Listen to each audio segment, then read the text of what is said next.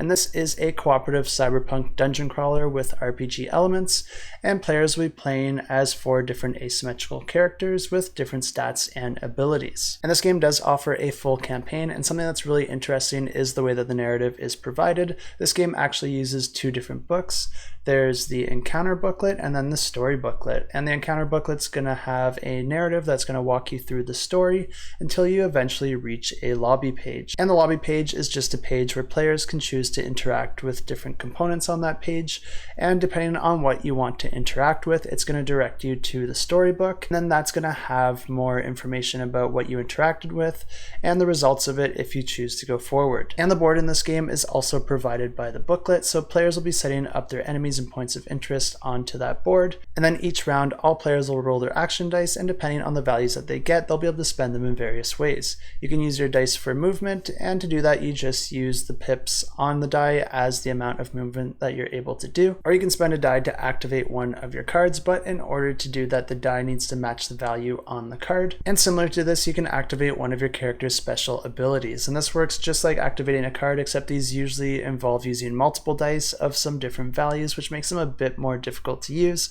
but they have really strong effects. As players perform different actions or engage with different encounters, they're going to be gaining stress, and this is going to be moving your stress token up your stress track. Whenever it reaches the end, you're going to reset it back to the start, but then you're going to be moving this red token 1 space to the left, making that stress track shorter. And this is not a good thing because each time that gets reset, you're also going to be taking 2 damage. But every player also has an ace up their sleeve because each player also has a powerful special ability token that they can spend at any time in order to unleash their character's most powerful ability. And the game continues like this, alternating between the player's turns and the enemy's turns, and if the players are able to fulfill the objectives of the scenario, then they're going to win the game. We don't always have to play the scenarios because this game will also offer a skirmish mode as well, and if this one sounds interesting to you, I have links in the description below.